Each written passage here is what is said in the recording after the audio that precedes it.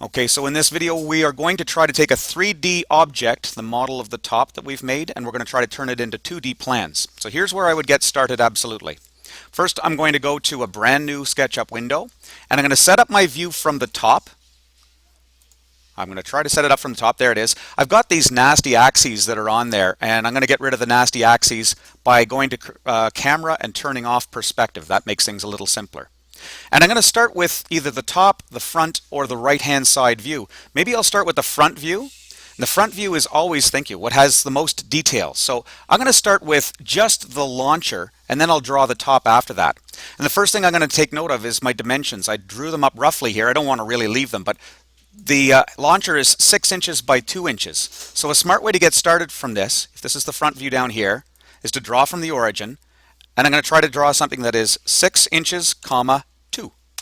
And punch in those values. So there it is to scale. Naturally, it's very small, so I'll zoom extents so I can see it. And I will also move this thing around a little bit so I can put it where I want it to. And to get this sort of a shape, I know when I drew this thing, I made the handle about 1 inch. You can always go back and double check this thing by taking a tape measure and saying, oh yeah, that's 1 inch from there to there. And from here to here, I believe it's 2 inches. So I made that circle about 2 inches big. So I'm going to start carving these things down. And a smart way to get started with this, draw some guidelines. So if I want to put a guideline at 1 inch, I'll just drag this. This is the tape measure tool. Drag it down, type in 1 inch, and it'll put it at exactly 1 inch. And to get this thing 2 inches, I'll drag it out here and put in 2. So you know for that handle, if you wanted to carve out that handle, you could just draw some lines like this, use the eraser tool, and erase the stuff you don't want. You get the idea? So we're carving it out bit by bit. I know there's some other guidelines that'll be handy for this. I'll find the center of the hole for this thing by putting it at exactly 1 inch. And I know from doing this before, I think I'm going to drag a 1/2 inch here and a 1/2 inch here just to make a really nice handle thing here. And I can't find it exactly. I'll put in 0.5. That gives me a 1/2 inch there. So now I can start using this arc tool. It's really, really neat. So if you draw something like this to cut the corner, it's going to be a perfect, even curve that is exactly 1/2 inch in radius. We can do the same thing with this. So this is how we start getting the curves of this thing. And I'm guessing this is how you guys modeled. Oh, I realize I don't. Oh no, I have a midpoint here. I can use this. Good. I'm guessing this is how you made your 3D models. Because you can put this stuff together just ridiculously easily. I can see there's one other one that I want to have here. You know what, I can put it in after. I can keep carving this thing out. To get the circle exactly in the center, I'll use the tape measure tool one more time. I know that I need to have, oh, there it is. I'll put that line back. How did I lose that line? Huh. And now here's the part where, you know, if I knew what the radius of this thing was before, I can't quite remember it. I'll use the dimension tool, and let's see if it, oh yeah, there it is. The diameter of this thing was 1¼ inches is what I came to. Now, we got to figure out what is half of 1¼ When we draw a circle, we have to use radius. So what's half of 1¼ 3/4? Is that what you think it is? Should we check that out? I don't think you're quite right on this. 1¼ inches. How many quarters is that in total? Well, that's 4/4 plus 1/4, 5/4. So this is where it gets really easy. Half of 5/4 is 5/8. So I'll just go 5/8. There's exactly to scale what I want to make. And I'll get rid of this hole in there, and I've got, is that the whole thing? That's what it would look like from the front view. Is that done? Well, that was easy. Okay. You know what I'm going to do? I'm going to take this whole thing and I'm going to right mouse click and group it. And I'm going to use the move tool and just get it a little bit more where I want it to be. Because now what I want to do is try to get the top. That top is 3½ inches from side to side. And from top to bottom, it's 4 inches. Okay, and I know that dowel was 3/8 of an inch. Tell you what, I'm going to start with the dowel. I'll start with the easy thing.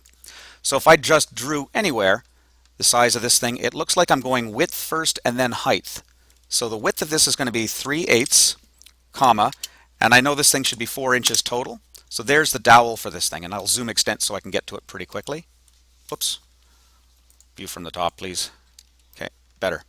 I got to put a little point to the thing, and that point I'm pretty sure is like 1/4 inch up. You know, I could absolutely measure it like this and just confirm. It says 5/16, but I think it's really 1/4 inch. There's a little error going on there. So the bottom of this thing, same old deal. I can drag myself up a guideline that's exactly 1/4 inch up, and I'll put the little point to this thing by finding the midpoint and just draw that thing there and this thing here. Getting the idea, it's not hard. And this is all 2D plans are. You just draw the thing in the profile that you'd expect to see it. Once you're done with these guidelines, by the way, feel free to use the eraser tool and get rid of them. They're just messy. Okay, I'll get rid of this. I won't answer any questions because I'm going to try to make this recording as quickly as possible. It's still going to be way too long. The disc, the flywheel for this, it was 3.5 inches by, what was our thickness again? 3/4. So okay, so I'll just put in 3.5, comma, 3/4. Did I get that right? Hope so. So that should be that. That should be all there is to it. And now I got to put these pieces together. The distance that I have this thing up, I guess this is worth measuring too. Wow, I wonder if I can measure this with this. Looks like it's 1 7/8. I don't know how accurate that is. That's pretty close to 2 inches that's exposed here. I think I'm going to set this flywheel up by 2 inches. So here's how I might do this. First, I think I'll group it so it doesn't interfere too much with what's going on over there. I'm going to use the move tool and I'm going to find the center point of it here. And I'm going to try to line that up with this point here, like that for now. And you kind of do these things in 2 steps. Now I want to move it up by 2 inches. So again, I'll grab this point. I'll just go up and I'll type in 2 for 2 inches. That doesn't look right at all. Did I actually move it up 2 inches? What's that? Let's try this again. Let's better measure this thing. It says 1 7/8. That's really close to 2 inches. Oh, you know what it's probably doing is going to the outside like that. That's the distance of 2 inches. This is what's a little deceiving about this. That's why I don't like trying to drag dimensions onto a 3D object. It's really deceitful. If this is a 1/4 inch, this looks like it could be 2/4 or a half. Looks like it may be 3/4 of an inch up. So let's try that instead. I'll just drag it up and go 3/4 of an inch. That looks a lot more reasonable. So I've almost got the front face done. I'm going to group this object together with this object now. This one, whoops, this one and this one. I use the shift key to select them both. I'll group them together and now I'll try to move it in place here. So I'm going to use the same sort of trick again. Zooming in on this, I'm going to use the move tool. I'm going to start by referencing the midpoint here because I want the midpoint here to be the midpoint of this circle. Now I can't seem to find the midpoint of the circle unless, I think if you hover over the edge of the circle, it will then find you the center of the circle. I'm just doing that to get started. Next, I want to move it up so it's at least flush with this line. Oh, that's pretty good. And lastly, it'd be nice if I could move it up so it's only exposed by a minimal amount, maybe 1/4 of an inch. So I'll move it up here and type in 1/4. So it's exactly 1/4 of an inch above there. And there's pretty much the profile. Now, what would you expect to see? You wouldn't expect to see the lines through there. So now I'm just going to bust everything apart. It may be useful, by the way, before we get rid of this, to copy and paste this thing over here because we're going to need it for the other view. I know we're going to have another view of this thing. So I'll just take that whole thing like that. And now I'll grab all these pieces like this.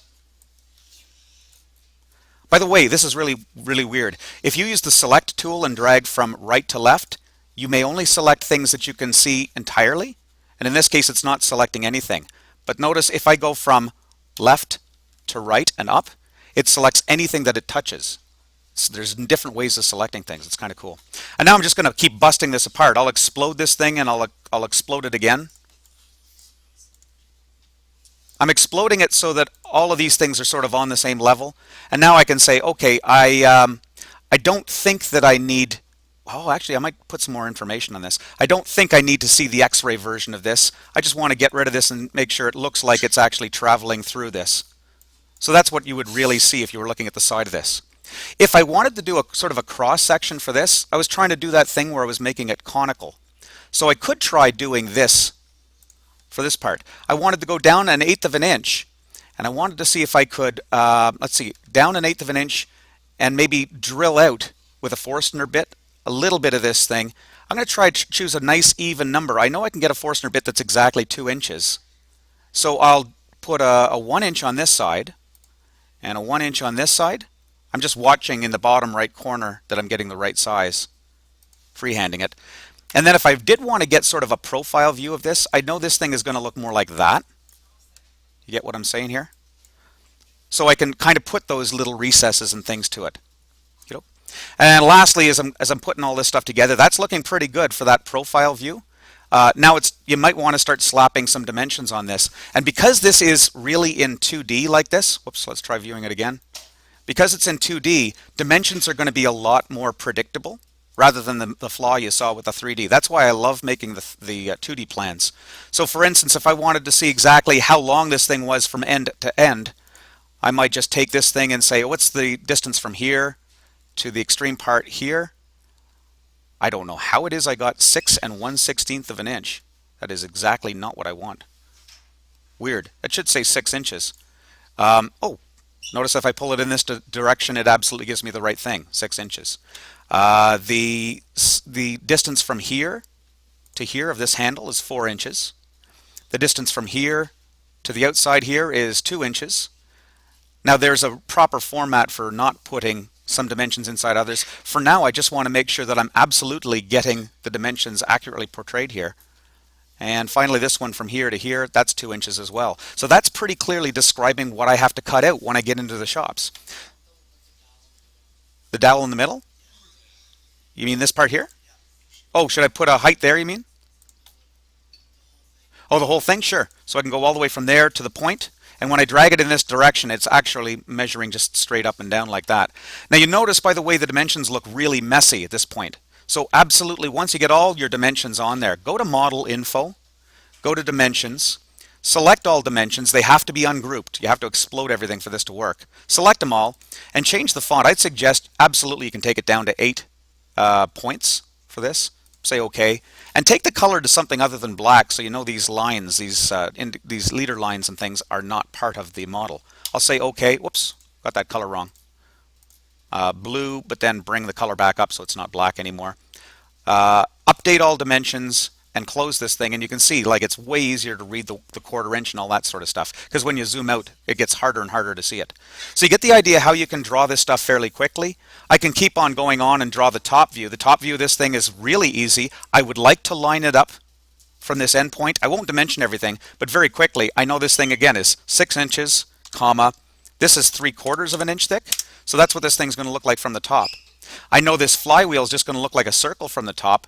Draw the circle somewhere else. Don't try to draw it exactly where it belongs. Move it into place later. It's going to be a dimension of 1.75 inches. That's a radius rather. So it gives me the diameter of 3.5. And to move this thing where it should be, I guess I want to have this thing exactly 1 inch in. Don't be afraid to draw those guidelines. Guideline will go in. Oh, there it is. It's easy to do.